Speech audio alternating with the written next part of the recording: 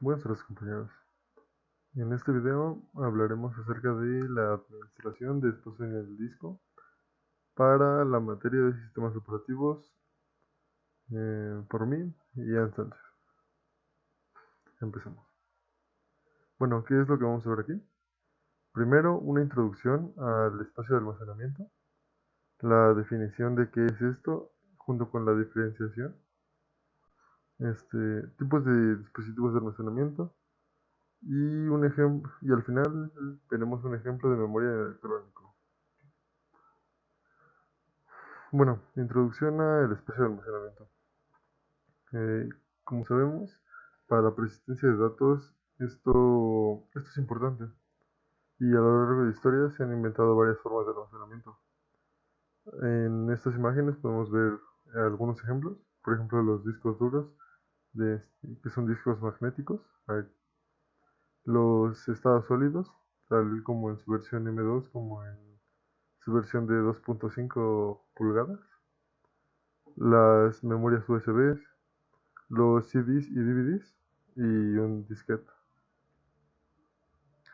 Bueno, primero hay que aclarar que no existe medio alguno de almacenamiento de uso práctico universal. Todas las plataformas tienen sus ventajas y desventajas. Por tanto, un sistema informático contiene varios tipos de almacenamiento.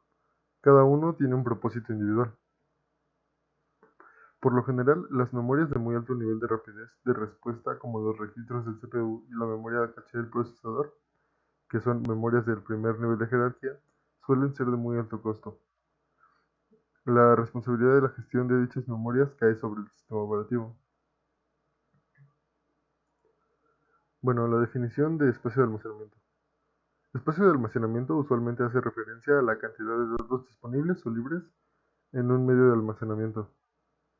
Para no confundir a los usuarios, es mejor hablar de espacio libre de almacenamiento, ya que muchos dicen espacio de almacenamiento refiriéndose a la capacidad.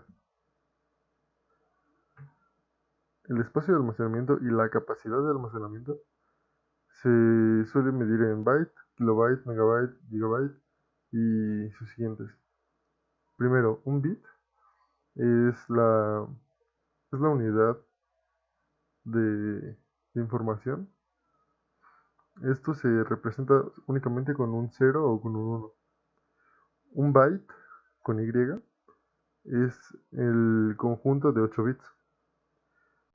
Un kilobyte, que se representa con K mayúscula, B mayúscula, son 1024 bytes.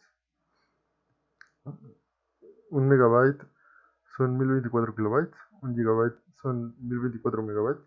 Un terabyte, 1024 gigabytes. Y así.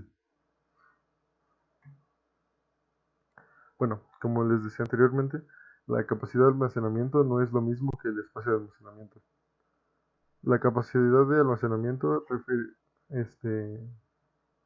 la capacidad de almacenamiento hace referencia al total de almacenamiento que puede guardar un medio de almacenamiento, es decir, la suma del espacio libre y el espacio ocupado. En tanto, decir espacio de almacenamiento usualmente hace referencia al espacio libre o sin utilizar de un medio de almacenamiento. Por ejemplo, si en este caso tenemos un disco con capacidad de almacenamiento de 106 GB y el espacio de almacenamiento, que es lo que está libre, son 7.9 GB. Tipos de dispositivos de almacenamiento. También llamado almacenamiento secundario, los siguientes dispositivos pueden almacenar información en su interior, como en el caso de los discos rígidos, tarjetas de memoria y pendrives, o en el caso de las unidades de almacenamiento óptico, como las electrograbadoras de Blu-ray, DVD o CD, grabándose en un soporte en forma de disco. Primero veremos los dispositivos de almacenamiento de información por medio magnético.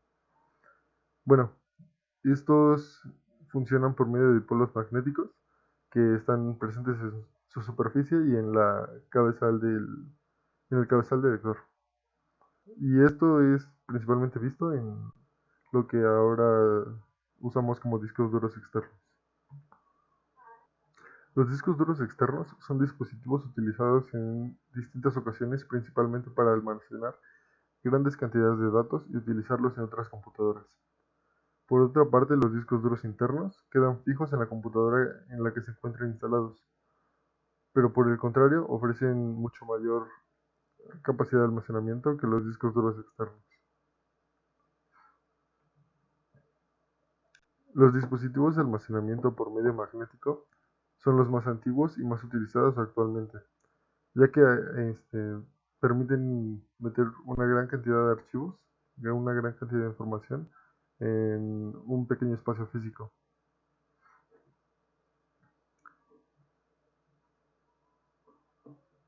La lectura y escritura de la información en un dispositivo de almacenamiento por medio magnético se da por la manipulación de partículas magnéticas presentes en la superficie del medio magnético.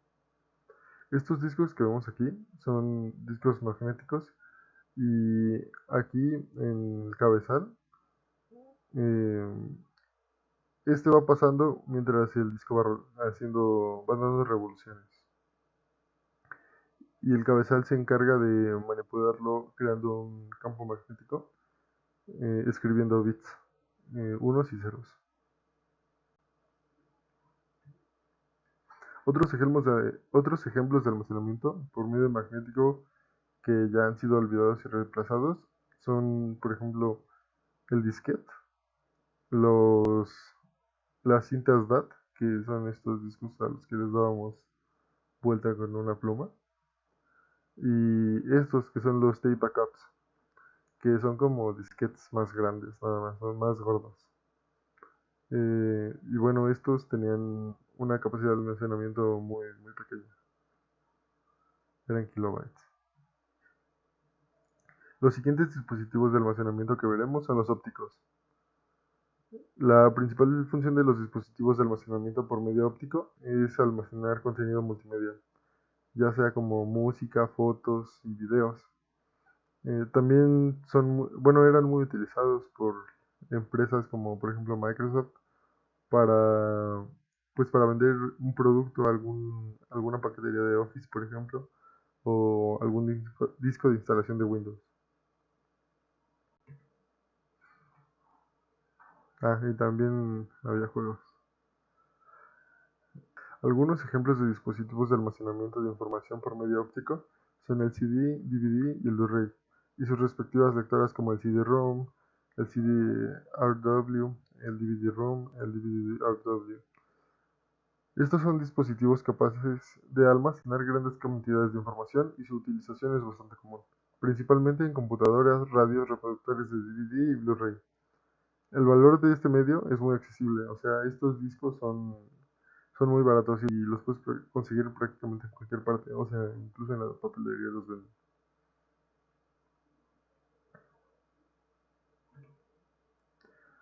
Los dispositivos de almacenamiento por medio óptico son los más utilizados para la información multimedia. A pesar de esto, también son utilizados para el almacenamiento de información o programas, siendo especialmente usados para instalación de programas en las computadoras. Como les comentaba hace rato, la instalación de Windows de antes, me parece que todavía el Windows Vista traía su CD de instalación. Bueno, ¿cómo se hace esta lectura y escritura de información en los discos? La lectura de la información en un medio de almacenamiento óptico se realiza por medio de un rayo láser de alta precisión, que es proyectado a la superficie del medio. Este láser crea surcos sobre la superficie del CD o DVD. La superficie del medio es grabada con surcos microscópicos capaces de desviar el láser en diferentes direcciones, y con esto se logran representar los bits. O sea, en la superficie del disco, a nivel microscópico, se alcanzaría a ver este tipo de caminito. Y este tipo de caminito representaría los unos y ceros. La grabación de la información en un medio óptico necesita de un material especial, cuya superficie está realizada por un material que puede ser quemado por el rayo láser del dispositivo de almacenamiento, creando así los surcos que representan los dígitos binarios. Por esto, cuando volteamos un CD o un CD, de un lado está la parte serigrafiada y del otro lado está pues la parte que denominaré como espejo. Y de esta parte del lado espejo se puede ver una distinción entre la parte que está grabada y la parte que no. La parte que está grabada se ve opaca y la parte que no está grabada se ve, bueno, todavía refleja bastante bien la luz. Los siguientes son los dispositivos de almacenamiento electrónicos. Estos son la rama más joven de dispositivos de almacenamiento y esto utiliza circuitos electrónicos. Por lo mismo son muchísimo más rápidos porque estos no necesitan de, por ejemplo, la revolución de un disco como los dos anteriores. Los discos duros con la revolución de sus discos magnéticos y los CDs y DVDs con la lectura y láser de los surcos. Actualmente hay estados sólidos, como este que vemos aquí, de hasta 2 terabytes para comercialización a público en general. Este tipo de dispositivos de almacenamiento es el más reciente y el que más perspectivas de evolución de desempeño en la tarea de almacenamiento de información tiene. Esta tecnología también es conocida como memorias de estados sólidos o SSDs, Solid State Drive, debido a que no tienen partes móviles, solamente circuitos electrónicos que no necesitan moverse para leer o grabar información. La grabación de la información en un dispositivo de almacenamiento por medio electrónico se da a través de materiales utilizados en la fabricación de los chips que almacenan la información. Para cada dígito binario, o sea un bit, a ser almacenado en este tipo de dispositivos existen dos puertas hechas de material semiconductor, la puerta flotante y la puerta de control. Entre estas dos puertas existe una pequeña capa de óxido que cuando está cargada con electrones representa un bit 1 y cuando está descargada representa un bit 0. Esta tecnología es semejante a la tecnología utilizada en las memorias RAM, del tipo dinámica, pero esta puede retener información por largos periodos de tiempo. Por eso no es considerada una RAM como tal. Los dispositivos de almacenamiento por medio electrónico tienen una ventaja de poseer un tiempo de acceso mucho menor que los dispositivos por medio magnético, debido a que no contienen partes móviles, como decíamos anteriormente. El principal punto negativo de esta tecnología es su costo. Por lo tanto, los dispositivos de almacenamiento por medio electrónico aún tienen pequeñas capacidades de almacenamiento y costo muy elevado comparados con sus dispositivos magnéticos. Por ejemplo, un disco duro magnético de 1 tera actualmente está en aproximadamente 600 pesos mexicanos. Y un estado sólido de 1 tera te llega a costar hasta 3,000 pesos mexicanos. Entonces es bastante caro a comparación. Y bueno, llegamos a la parte de ejemplo de memoria en un circuito electrónico. Este ejemplo lo voy a dar usando un flip-flop de tipo SR, Set and Reset. Aquí pongo su diagrama. Se puede hacer con dos tipos de compuertas. En este caso utilizaré la NAND y también se podría hacer con la NOR. Bueno, para esto primero necesitamos entender lo que hace un AND, después lo que hace su negada, que es un tipo NAND, y lo que es la tabla complemento. Bueno, en la tabla de AND tenemos las dos entradas que son set, reset, y la salida que la marcaremos con Q. Si las dos entradas son ceros, entonces la salida es 0.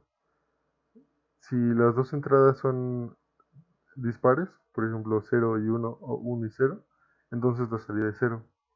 Y la única forma de que la salida sea 1 es que las dos condiciones anteriores sean 1 y 1. La tabla NAND es lo mismo que la pasada, pero negada. En este caso, es si, 0, si S es 0 y R es 0, en AND nos daba 0, pero en NAND, que es negada, se niega la Q, entonces tendríamos un 1. Así tendríamos que sería 1, 1, 1 y la única donde tendremos 0 es donde S y R son 1. Y la tabla complemento o la negación. Si tenemos un 0, se pasa a ser 1 y si tenemos un 1, se pasa a ser 0. Sabiendo todo eso, ahora lo podemos trasladar a la tabla de flip-flop SR. Esta es una compuerta NAND. Si ponemos en S una entrada de 1 y en R una entrada de 0. La R tendría 0 y tendría un 0 al principio, ya que aquí no hay nada. Entonces sería 0 y 0 es 0. Y como está negado, entonces es 1.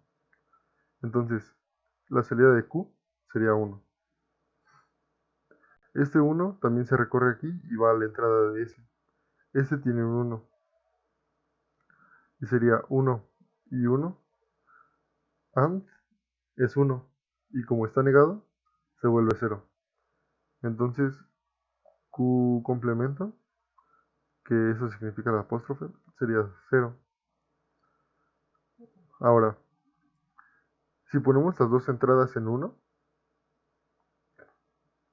cambiaremos esta parte, aquí. El R sería 1 ahora. Aquí hay un 0. En R ahora habrá un 1. 0 y 1, AND, son 0. Y como está negado, es 1. Entonces no cambia y la entrada de aquí sigue siendo 1 y 1. Como no cambia, a eso le llamamos memoria, porque es el estado de cubo anterior. Bueno, pasando del 1 a 1, ahora quitaremos la entrada de S y de 1 la pasaremos a 0. Ya teniendo la entrada 1 y 1, ahora quitaremos la entrada de S y la pasaremos de ser 1 a ser un 0. Entonces,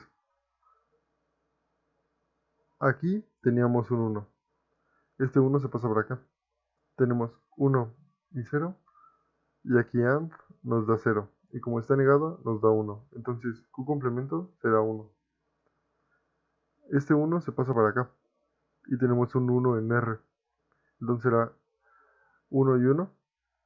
AND 1. Y como está negado, es 0. Entonces en Q tendríamos 0. Ahora, para acceder otra vez a la memoria, tendríamos que pasar los dos a 1 otra vez. Aquí tenemos un 0 y aquí tenemos un 1. Entonces, volvemos a poner 1 aquí. Es el 0 que viene por aquí. Es 0 y 1. AND es 0 y como está negado es 1. Este 1 se queda aquí. Este 1 se pasa por aquí. Y sigue habiendo un 1 en R. Entonces es 1 y 1. AND 0. Perdón, AND 1. Y como está negado es 0. Entonces Q sigue siendo 0. Como vemos, cada que pasamos al estado 1, 1, se queda en el estado pasado, que es lo que llamaríamos la memoria. Y bueno, estas son las referencias de donde tomé la mayor parte de esto. Y esto sería todo. Nos vemos en un próximo video.